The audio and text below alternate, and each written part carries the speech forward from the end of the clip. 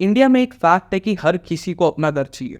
अब चाहे कोई कितना ही कैलकुलेशन क्यों ना कर ले कि रेंट पे रहने के कितने फ़ायदे हैं, बट इन दी एंड हर किसी का सपना है कि मेरा अपना घर होना चाहिए, purely from the emotional perspective. लेकिन बहुत ही कम लोग अपना ड्रीम होम डायरेक्टली अफोर्ड कर पाते हैं और इसीलिए वो एक ऐसी प्रॉपर्टी में इन्वेस्ट करते हैं जो वो अफोर्ड कर सकते हैं। और क्योंकि इंडिया में ये बिलीफ है कि रियल एस्टेट अच्छे रिटर्न्स देता है, तो वो ये एक्सपेक्ट करते हैं कि इस प्रॉपर्टी को बेच के वो अच्छा प्रॉफिट कमा के अपना ड्रीम होम खरीद पाएंगे। लेकिन एक फैक्ट और भी है कि इंडिया में बहुत ही कम लोग पूरी डाउन पेमेंट पे घर खरीद सकते हैं और इसीलिए मेजॉरिटी लोग होम लोन लेके एक घर में इन्वेस्ट करते हैं। अब एक प्रॉपर्टी खरीदना तो बहुत ही अच्छा इन्वेस्टमेंट है, लेकिन क्या होम लोन लेके एक घर में इन्वेस्ट करना सही ऑप्शन है या नहीं, आज मैं किसी को डिस्कस करूंगा विद एग्जाम्पल एंड कैलकुलेशंस। ये वीडियो आपको हेल्प करेगा ये समझने में कि आपको कितना एप्रिसिएशन चाहिए होगा, मतलब आपकी प्रॉपर्टी की रेट कितने बढ़ेंगे तब जाके आप अपनी प्रॉपर्टी पे प्रॉफिट कमा पाओगे। प्लस आपको एक पर्टिकुलर प्रॉपर्टी, एक लोकेशन को फाइनेंशियली इवैल्यूएट करने में भी हेल्प करेगा। एंड अगर आप एक घर बेचने की सोच रहे हो तो ये आपको कैलकुलेशन में हेल्प करेगा ये समझने में कि आपने इस प्रॉपर्टी पे एक्चुअली प्रॉफिट कमाया या फिर आपको लॉस हुआ। तो शुरू करते हैं आज का वीडियो। अब एक प्रॉपर्टी में इन्वेस्ट करके आपको एक्चुअली प्रॉफिट हुआ है या लॉस, ये समझने के लिए आपको ये जानना ज़रूरी है कि वो प्रॉपर्टी आपको टोटल कितने की पड़ी, मतलब आपका टोटल परचेस कॉस्ट कितना था। अब बिल्डर्स यूजुअली बेस प्राइस पे मार्केटिंग करते हैं और उसी पे एप्रिसिएशन दिखाते हैं, बट एक रियलिटी उस प्रॉपर्टी की टोटल कॉस्ट उससे कई ज़्यादा होती है। एक प्रॉपर्टी की टोटल कॉस्ट को आप 4 पार्ट में डिवाइड कर सकते हो। सबसे पहले वो पैसा जो आप डेवलपर को दोगे, दूसरा जो आप गवर्नमेंट को दोगे, तीसरा इसके ऊपर जो इंसिडेंटल चार्जेस होंगे, and fourth cost of funding. अब आप डेवलपर को एक बेस प्राइस दोगे plus PLC charges plus other charges plus possession charges, और अगर अंडर कंस्ट्रक्शन घर है तो उस पर जीएसटी भी लगेगा। अब आप अगर ये जानना चाहते हो कि एक प्रॉपर्टी खरीदने में कितने हिडन कॉस्ट होते हैं, तो उसके ऊपर मैंने ऑलरेडी एक डिटेल वीडियो बनाया है, आप उसको रेफर कर सकते हो। अब आप बिल्डर के अलावा गवर्नमेंट को भी पैसे पे करते हो in terms of stamp duty and registration at the time of builder buyer agreement, and जब आपका पोजीशन आ जाता है तब कन्वेंस डीड कराने के लिए भी। अब इसके अलावा भी काफ़ी सारे इंसिडेंटल चार्जेस होते हैं, जैसे लॉयर की फीस हो गई, बीबीए की भी, कन्वेंस डीड बनाने की भी, और अगर आप रीसेल में घर खरीद रहे हो तो ब्रोकर की कमीशन भी इन्वॉल्व हो जाएगी। इसके बाद में आएगा आपका कॉस्ट ऑफ फंडिंग, जिसमें आएगा होम लोन की processing fees, pre EMI interest अगर आप अंडर कंस्ट्रक्शन घर खरीद रहे हो, और अगर आप एक रेडी घर खरीद रहे हो तो आपकी ईएमआई तुरंत शुरू हो जाएगी। अब ये सारे कॉस्ट को एक एग्जाम्पल के साथ कैलकुलेट करके देखते हैं। नाउ लेट्स से आप एक अंडर कंस्ट्रक्शन घर खरीद रहे हो जो अगले 1 साल में रेडी हो जाएगा, मतलब इसका आउटर स्ट्रक्चर पूरा रेडी है और सिर्फ इंटीरियर्स का काम होना बाकी है। इसका साइज है 1000 स्क्वायर फीट का और इसका base price including PLC is 8500 rupees पर स्क्वायर फीट पे। तो बेसिक कॉस्ट आ गया आपका 85 लाख रुपीज़ पे। इसके ऊपर आपको अदर चार्जेस आएंगे for car parking, club membership, EDC, IDC, GST, और इन सब का टोटल मिला के इस घर की कॉस्ट हो गई 1 करोड़ रुपए, जिसमें स्टैम्प ड्यूटी, रजिस्ट्रेशन और पोजीशन चार्जेस का अमाउंट इंक्लूडेड नहीं है। नाउ लेट्स से आप बैंक से 80% लोन ले रहे हो और 20% अपनी तरफ से कंट्रीब्यूट कर रहे हो, 10% at the time of booking and 10% and the final instalment जो आपके पोजीशन के टाइम पे आएगी, और बाकी की पूरी फंडिंग बैंक करेगा। नाउ लेट्स से आपका payment plan is construction link plan and आपका होम लोन का इंटरेस्ट इज एट 9%। और अब क्योंकि बिल्डिंग का आउटर स्ट्रक्चर पूरी तरीके से रेडी है तो 70% पेमेंट आपकी इमीडिएटली जाएगी, मतलब इसमें से 10 लाख रुपए आप अपनी जेब से कंट्रीब्यूट करोगे और बाकी का 60 लाख बैंक डिसबर्स करेगा। तो इस 60 लाख रुपए पे जो बैंक ने डिसबर्स किए हैं उस पर 1 साल का प्री ईएमआई इंटरेस्ट 5,40,000 रुपये पे आएगा। नाउ लेट्स अज्यूम कि जो बाकी का 30% पेमेंट है वो eight the time of possession जाएगा। तो अब इस पूरे एग्जाम्पल का एक बार कैलकुलेशन चेक कर लेते हैं कि ये घर की टोटल कॉस्ट कितनी आई, मतलब ये घर आपको टोटल पड़ा कितने का। तो सबसे पहले आपने डाउन पेमेंट के दिए थे 10 लाख रुपए, उसके बाद में eight the time of possession आपने अपने जेब से 10 लाख रुपए और कंट्रीब्यूट किए, प्लस प्री ईएमआई इंटरेस्ट के आपने 1 साल में 5,40,000 रुपये भरे। पोजेशन के जो चार्जेस थे eight the time of possession वो थे 2 लाख रुपये। इसके ऊपर आपने स्टैम्प ड्यूटी रजिस्ट्रेशन कराया, मैंने वो पकड़ा है at the rate of 6% on the base value जो अग्रीमेंट वैल्यू थी 85 लाख रुपीज़ पे, तो वो आ गया आपका 5,10,000 रुपये पे। इसके बाद में क्या है registration charges of 15,000 rupees, incidental charges मतलब लॉयर की फ़ीस, होम लोन की प्रोसेसिंग फ़ीस, ये सारे चार्जेस को मैंने पकड़ा है अराउंड 20,000 रुपीज़ पे। ये कम ज़्यादा भी हो सकते हैं depending upon state to state, या फिर आपकी होम लोन की कैसी रिक्वायरमेंट है, आपकी प्रोफाइल क्या है, उसके ऊपर मैंने एक बेसिक बेयर मिनिमम अमाउंट इसमें अज्यूम किया है। तो बेसिकली आपने एक साल में 32,85,000 रुपीज़ पे किए हैं और अभी भी आपका पूरा का पूरा होम लोन आउटस्टैंडिंग बाकी है, जो है 80 लाख रुपए का। तो 80 लाख प्लस 32 लाख रुपीज़, मतलब आपकी टोटल घर की कॉस्ट आ गई अराउंड 1,12,85,000 रुपीज़ पे। बेसिकली ये सारे चार्जेस स्टेट टू स्टेट थोड़ा सा डिफर कर सकते हैं। होम लोन का रेट भी हर साल में थोड़ा सा अलग हो सकता है, मतलब आप इसको अपने हिसाब से बढ़ा भी सकते हो, घटा भी सकते हो, लेकिन इवेंचुअली इस स्पेसिफिक एग्जाम्पल में अगर आप देखोगे तो 2-3 लाख रुपए से ज़्यादा अंतर नहीं पड़ेगा। मतलब ये घर आपको कहीं पे 1,10 से 1,13 के बीच में आएगा। अब आपको अगर एक साल में इस पर्टिकुलर प्रॉपर्टी पे इस एग्जाम्पल में प्रॉफिट कमाना है, तो आपको उसके ऑल इन प्राइस, मतलब 1 करोड़ का जो ऑल इन प्राइस था उसके ऊपर 20 से 25% का एप्रिसिएशन चाहिए होगा विद इन 1 ईयर, तब जाके आप एक 10 से 15% का प्रॉफिट कमा पाओगे। अब यहाँ पे मैं परसेंटेज बोल रहा हूँ और एब्सोल्यूट वैल्यू नहीं, क्योंकि अगर आप 2 करोड़ की प्रॉपर्टी खरीद रहे हो, उस पर अगर 20-25 लाख रुपए बढ़ भी गए तो भी इन परसेंटेज वो सिर्फ 10 से 12% ही हुआ।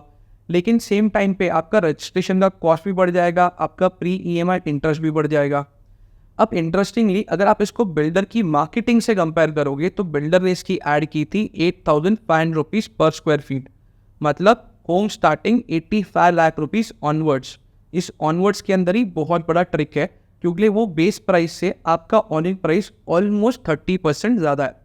अब बहुत लोग बोलेंगे कि एक प्रॉपर्टी को तो फ्रेश लॉन्च, न्यू लॉन्च में खरीदना चाहिए और पोजीशन आने के पहले बेच देना चाहिए, लेकिन इसमें भी अपने इश्यूज़ हैं, क्योंकि बिल्डर्स एक लॉक इन क्लॉज या फिर एक ट्रांसफ़र चार्जेस का क्लॉज लगा के रखते हैं, जिसकी वजह से आपका प्रॉफिट्स कम हो जाते हैं।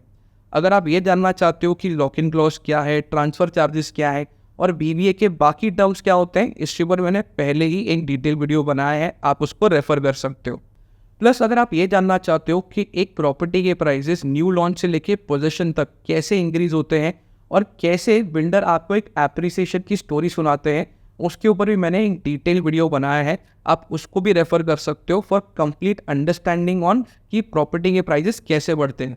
नाउ लेट्स से आपको लगता है कि इस प्रॉपर्टी के प्राइजेस बढ़ने वाले हैं और आपको इस प्रॉपर्टी को होल्ड करना चाहिए, तो अगले 5 साल 10 साल में आपको कितना एप्रिसिएशन चाहिए होगा, तब जाके आप इस प्रॉपर्टी को प्रॉफिट में बेच पाओगे। अभी एक बार ये कैलकुलेट करके देखते हैं। अब आप इस प्रॉपर्टी को अगर 5 साल 10 साल के लिए होल्ड करते हो तो इसमें और भी कुछ कॉस्ट ऐड होंगे। तो सबसे पहले हम वो कॉस्ट कंसिडर करेंगे जो अभी तक eight the time of position हम पे कर चुके हैं, मतलब 32,85,000 रुपीज़। अब इसमें ऐड होगा कॉस्ट ऑफ अपग्रेड। अब आप नया घर खरीद रहे हो तो उसमें आप कुछ मॉड्यूलर किचन, कुछ वार्डरोब, कुछ परमानेंट फिक्सचर बनाओगे। अब यहाँ पे मैं सिर्फ परमानेंट फिक्सचर का कॉस्ट ऐड कर रहा हूँ, मतलब वो चीज़ें जो आप घर से निकाल के नहीं ले जा पाओगे और जब भी इसको बेचोगे वो नए ओनर को इसके साथ में मिलेगा। अब फॉर एग्जांपल इसमें सोफ़ा, AC, गीज़र, ये सारी चीज़ों को मैं ऐड नहीं कर रहा, क्योंकि ये सारी चीज़ें आप निकाल के ले जा सकते हो। इसमें मॉड्यूलर किचन, वार्डरोब, जो परमानेंट फिक्सचर है सिर्फ वही ऐड होंगे। इसमें तो लोग जितना खर्चा करना चाहें उतना कर सकते हैं। मैं एक नॉमिनल सा अमाउंट 3 लाख रुपये कंसिडर कर रहा हूँ। नाउ अज्यूमिंग कि मैंने 20 साल के लिए लोन लिया है और होम लोन का इंटरेस्ट रेट है 9% पे, तो मेरी हर महीने की EMI रफली 72,000 रुपीज़ के आसपास आएगी। अब अगर मैं 5 साल के लिए ये EMI पे करता हूँ तो मैंने ऑलरेडी बैंक को पे कर दिया है अराउंड 43 लाख रुपीज़। अगर मैं 10 साल के लिए पे करता हूँ तो मैं बैंक को पे करूँगा अराउंड 86 लाख रुपीज़, और अगर 20 साल के लिए अपना पूरा लोन कंप्लीट करता हूँ तो मैं पे करूँगा अराउंड 1,73 लाख रुपीज़। नेक्स्ट आपको इंक्लूड करना है कॉस्ट ऑफ रिपेयर, मतलब कोई भी अगर मेजर रिपेयर वर्क पे आपने खर्चा किया है तो उसको इंक्लूड करना होगा। लेकिन यहाँ पे मैं कॉस्ट ऑफ मेंटेनेंस इंक्लूड नहीं कर रहा हूँ, क्योंकि या तो अगर आप रह रहे हो तो वो तो आपका रहने का खर्चा हो गया, अगर आपने उसको रेंट पे दिया है तो वो अमाउंट रेंट से एडजस्ट हो जाएगा। तो यहाँ पे हम सिर्फ मेजर कॉस्ट ऑफ रिपेयर ही इंक्लूड करेंगे, जो इस एग्जाम्पल में मैंने एज अ ज़ीरो कंसिडर किया है। तो ये आ गया कि मैंने इस घर पे अभी तक टोटल कितना खर्चा किया है।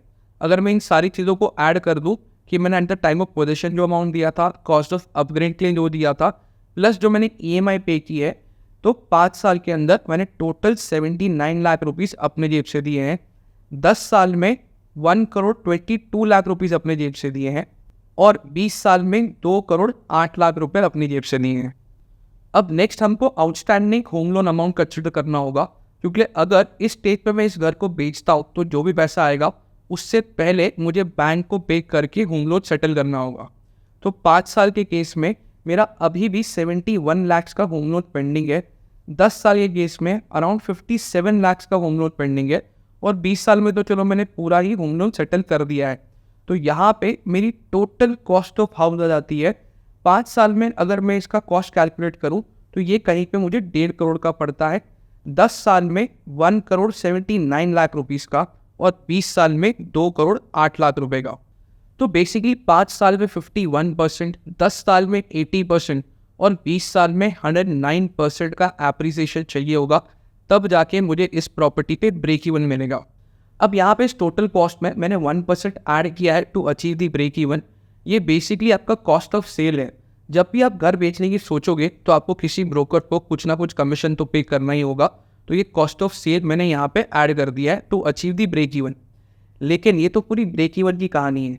ये कैलकुलेशंस आपको हेल्प करेगी ये समझने में कि इस पर्टिकुलर लोकेशन पे क्या इस पर्टिकुलर प्रॉपर्टी में इतना एप्रिसिएशन आएगा अगले 5 साल में, अगले 10 साल में, कि जब मैं इसको बेचने की कोशिश करूँ तो मुझे प्रॉफिट मिले। मतलब बेसिकली अगर मैंने बिना होम लोन के ये प्रॉपर्टी खरीदी होती तो मुझे ये कहीं पे 1,05,00,000, 1,06,00,000 के आसपास की आई होती। लेकिन होम लोन लेने की वजह से ये प्रॉपर्टी 5 साल में मुझे 1.5 करोड़ की पड़ रही है। तो क्या 5 साल में इस पर्टिकुलर लोकेशन पे इस पर्टिकुलर प्रॉपर्टी के रेट अराउंड 160, 170 होगा, तब जाके मैं प्रॉफिट कमा पाऊंगा? ये आपको खुद कैलकुलेट करना होगा।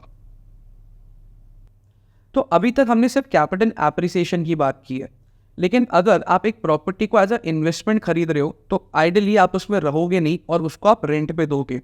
तो अगर मैं इसमें रेंटल इनकम को ऐड कर दूं तो क्या ये इक्वेशन थोड़ा सा चेंज हो जाएगा? एक बार इसको भी कैलकुलेट करके देखते हैं। लेकिन ये कैलकुलेट करने के पहले आपको ये बात समझनी होगी कि रेसिडेंशियल रियल एस्टेट में rental yield is between 2% to 3.5%। मतलब अगर आप रेसिडेंशियल रियल एस्टेट में 1 करोड़ रुपए इन्वेस्ट करते हो तो आपको साल के 2 लाख से 3.5 लाख रुपए के बीच में रेंटल इनकम आएगी। अगर हमारा एग्जाम्पल जो हमने लिया था उसे कंटिन्यू करें तो अगर लेट्स अज्यूम डे 1 से मुझे 20,000 रुपये का रेंट मिलना शुरू हो गया हमारी प्रॉपर्टी पे, और ये रेंट हर साल 10% से बढ़ता जाएगा, जो असलियत में होगा नहीं, ये सिर्फ एक अजम्पशन है। क्योंकि अगर कोई आपकी प्रॉपर्टी में 3-4 साल रह गया तो वो आपको रिक्वेस्ट करेगा कि अगले 1-2 साल के लिए आप प्लीज़ रेंट मत बढ़ाओ। प्लस हर प्रॉपर्टी का अपना एक सैचुरेशन लेवल होता है, एक लोकेलिटी का एक सैचुरेशन लेवल होता है कि एक पॉइंट पे आने के बाद वहाँ के रेंट ज़्यादा नहीं बढ़ते। बट कैलकुलेशन सेक के लिए हम ये अज्यूम कर रहे हैं कि हर साल वहाँ का रेंट 10% से बढ़ता जाएगा। अगर तो 5 साल के अंदर आप इस प्रॉपर्टी पे रेंटल इनकम के थ्रू कमाओगे 14,65,000 रुपीज़, 10 साल में अराउंड 38 लाख रुपीज़, और 20 साल में 1,37,00,000 रुपीज़। वंस अगेन ये सिर्फ एक अजम्पशन है, क्योंकि जब भी आप घर रेंट पे देते हो तो आपके एडिशनल खर्चे भी काफ़ी सारे होते हैं, जैसे कॉस्ट ऑफ मेंटेनेंस है, कॉस्ट ऑफ रिपेयर है। एक टेनेंट छोड़ के जाने के बाद दूसरा आने के पहले आपको घर को पेंट कराना होगा, उसमें काफ़ी सारी चीज़ें रिपेयर करानी होंगी। टेनेंट लेके आने के लिए ब्रोकर को कमीशन देनी होगी, प्लस बहुत बार काफ़ी सारे महीनों के लिए आपका घर खाली भी रह सकता है। तो इन रियलिटी ये इनकम इतनी ज़्यादा नहीं होगी, बट बहुत ज़्यादा कम भी नहीं होगी। प्लस कैपिटल एप्रिसिएशन और रेंटल यील्ड में कुछ अमाउंट को एडजस्ट करने के लिए मैंने टैक्सेशन बेनिफिट्स को कंसिडर नहीं किया है जो आपको होम लोन लेने पे मिलता है। अब ये इसलिए कंसिडर नहीं किया है क्योंकि टैक्सेशन पॉलिसी साल भर साल चेंज होती रहती है, प्लस ये आपकी इनकम लेवल्स पे भी डिपेंड करता है, तो इसको मैंने थोड़ा सा फ्री छोड़ दिया है। नाउ टू समराइज, हम इस पूरे कैलकुलेशन से 5 चीज़ें कंक्लूड कर सकते हैं। सबसे पहला, आपका ऑब्जेक्टिव क्लियर होना चाहिए कि आप इस घर को फॉर एंड यूज खरीद रहे हो या फिर फॉर इन्वेस्टमेंट। दूसरा, अगर आप घर को डाउन पेमेंट पे खरीदते हो तो आपको बहुत ज़्यादा प्रॉफिट होने की प्रोबेबिलिटी बहुत ज़्यादा हाई है। अगर आप होम लोन लेके घर में इन्वेस्ट कर रहे हो तो आपको लॉन्ग टर्म सोच रखनी पड़ेगी, क्योंकि इनिशियली ईएमआई के अंदर इंटरेस्ट का कंपोनेंट ज़्यादा होता है और प्रिंसिपल का कम। मतलब शॉर्ट टर्म में आपको बहुत ज़्यादा एप्रिसिएशन चाहिए और बहुत ही कम टाइम में। लेकिन अगर आप प्रॉपर्टी को लॉन्ग टर्म के लिए होल्ड करने के लिए तैयार हो तो आपकी प्रॉफिट कमाने की पॉसिबिलिटी बहुत ज़्यादा बढ़ जाएगी। नेक्स्ट, अगर आप घर को एज अ इन्वेस्टमेंट खरीद रहे हो तो आइडियली आपको उसे रेंट पे देना चाहिए, क्योंकि रेंटल इनकम पूरे प्रॉफिट का इक्वेशन चेंज कर देती है और इनिशियली जो रेंटल गेन सिर्फ 2 से 2.5% की दिखती है वो over a period of time around 8 to 10% हो जाती है on your initial investment. And finally as a home buyer ये आपकी रिस्पॉन्सिबिलिटी है कि आप बिल्डर और ब्रोकर की ग्रोथ स्टोरी को खुद वेरीफाई करो और इसीलिए ये सारे कैलकुलेशंस आपको खुद पता होना ज़रूरी है। आपको ये पता होना ज़रूरी है कि एक लोकेशन को, एक प्रोजेक्ट, एक प्रॉपर्टी, एक सैम्पल अपार्टमेंट को कैसे इवैल्यूएट करते हैं, कैसे कंस्ट्रक्शन क्वालिटी चेक करते हैं, पूरे घर खरीदने के प्रोसेस में क्या क्या डॉक्यूमेंटेशन होते हैं, कौन से पेपर्स आपको चेक करने चाहिए एट व्हाट स्टेज, बीबीए के क्या टर्म्स एंड कंडीशंस होते हैं, कॉस्ट शीट के अंदर क्या क्या इन्वॉल्व होता है। अगर आप इन सब के बारे में जानना चाहते हो तो मैंने ऑलरेडी डिटेल वीडियो बनाया है जिनको रेफर करके आप एक स्मार्ट होम बायर बन सकते हो। आई होप आपको आज का वीडियो पसंद आया होगा। अगर अच्छा लगा है तो प्लीज़ इसे लाइक करो, अपने फ्रेंड्स, फैमिली, कलीग्स के साथ में शेयर करो और अगर आपने अभी तक मेरे चैनल को सब्सक्राइब नहीं किया है तो तुरंत कर लो, क्योंकि मैं इसी तरीके से रियल एस्टेट पे नॉलेज बेस्ड वीडियोस बनाता रहूँगा।